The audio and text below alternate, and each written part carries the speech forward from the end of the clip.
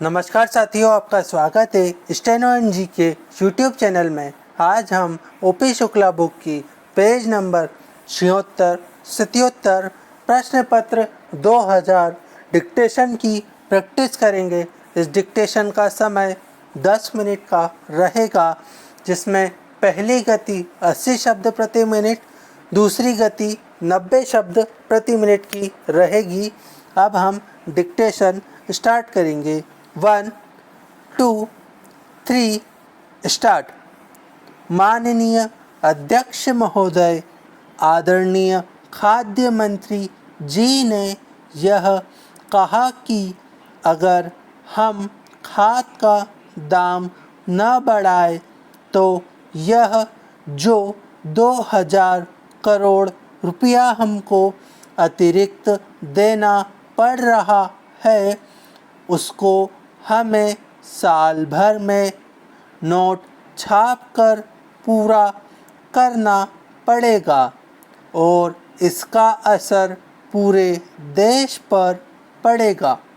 मंत्री जी ने यह भी कहा कि खरीद मूल्य तय करते समय इसका ख्याल रखा जाएगा, लेकिन जब आप खरीद मूल्य तय करेंगे तो इसका असर क्या पूरे देश पर नहीं होगा।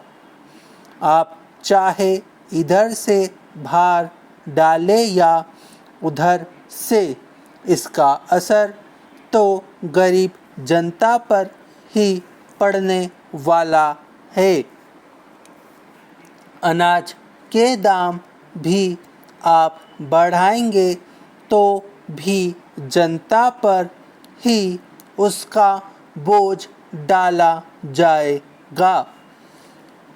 प्रश्न यह है कि किस पर ज़्यादा बोझ डाला जाए।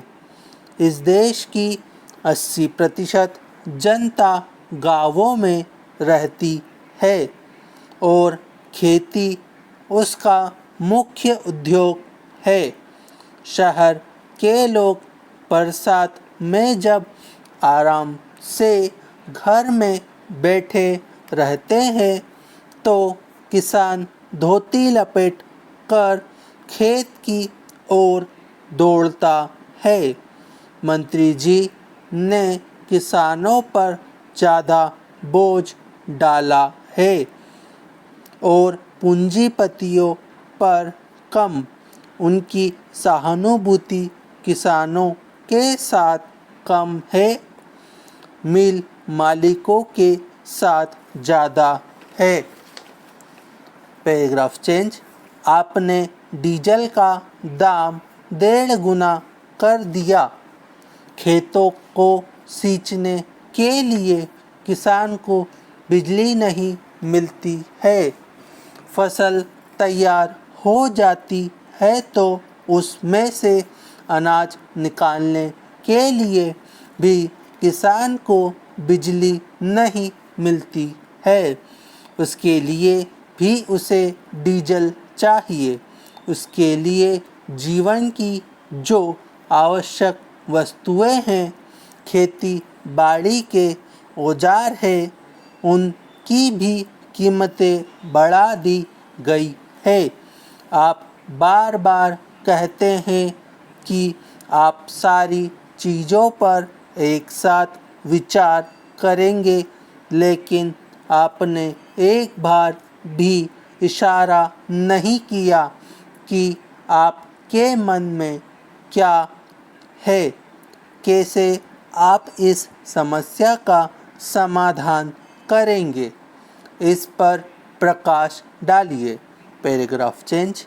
श्रीमान, मुझे याद है कि इसी सदन में 4 साल पहले जब खाद का दाम बढ़ाया गया तो हम लोगों ने इसका विरोध किया और किसानों ने आपके गोदामों से खाद नहीं खरीदी और आपके गोदामों में खाद के भंडार भरे रह गए। फलस्वरूप सरकार को 3 महीने के अंदर ही खाद के दाम घटाने पड़े। इसलिए खाद और डीजल के मामले में सरकार को पुनः विचार करना चाहिए। इसके अतिरिक्त आप यह भी देखें कि किसान की खेती में कुल कितने प्रतिशत डीजल की खपत होती है। अब हम 90 शब्द प्रति मिनट की गति से इसी डिक्टेशन को दोहराएंगे। 1 2 3 स्टार्ट। माननीय अध्यक्ष महोदय, आदरणीय खाद्य मंत्री जी ने यह कहा कि अगर हम खाद का दाम न बढ़ाए तो यह जो 2000 करोड़ रुपया हमको अतिरिक्त देना पड़ रहा है उसको हमें साल भर में नोट छाप कर पूरा करना पड़ेगा और इसका असर पूरे देश पर पड़ेगा। मंत्री जी ने यह भी कहा कि खरीद मूल्य तय करते समय इसका ख्याल रखा जाएगा, लेकिन जब आप खरीद मूल्य तय करेंगे तो इसका असर क्या पूरे देश पर नहीं होगा। आप चाहे इधर से भार डालें या उधर से, इसका असर तो गरीब जनता पर ही पड़ने वाला है। अनाज के दाम भी आप बढ़ाएंगे तो भी जनता पर ही उसका बोझ डाला जाएगा। प्रश्न यह है कि किस पर ज़्यादा बोझ डाला जाए। इस देश की 80% जनता गांवों में रहती है और खेती उसका मुख्य उद्योग है। शहर के लोग बरसात में जब आराम से घर में बैठे रहते हैं तो किसान धोती लपेटकर खेत की ओर दौड़ता है। मंत्री जी ने किसानों पर ज़्यादा बोझ डाला है और पूंजीपतियों पर कम। उनकी सहानुभूति किसानों के साथ कम है, मिल मालिकों के साथ ज़्यादा है। Paragraph change. आपने डीजल का दाम 1.5 गुना कर दिया। खेतों को सींचने के लिए किसानों को बिजली नहीं मिलती है। फसल तैयार हो जाती है तो उस में से अनाज निकालने के लिए भी किसानों को बिजली नहीं मिलती है। उसके लिए भी उसे डीजल चाहिए। उसके लिए जीवन की जो आवश्यक वस्तुएं हैं, खेती बाड़ी के औजार है, उसकी भी कीमतें बढ़ा दी गई है।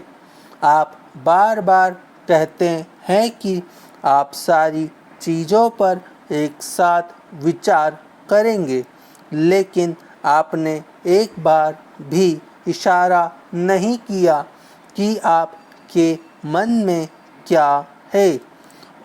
कैसे आप इस समस्या का समाधान करेंगे, इस पर प्रकाश डालिए। Paragraph change.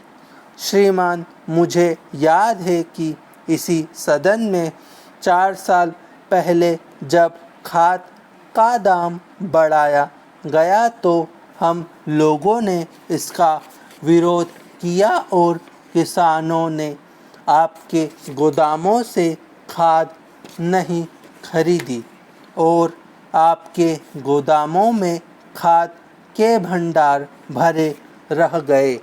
फलस्वरूप सरकार को 3 महीने के अंदर ही खाद के दाम घटाने पड़े। इसलिए खाद और डीजल के मामले में सरकार को पुनः विचार करना चाहिए।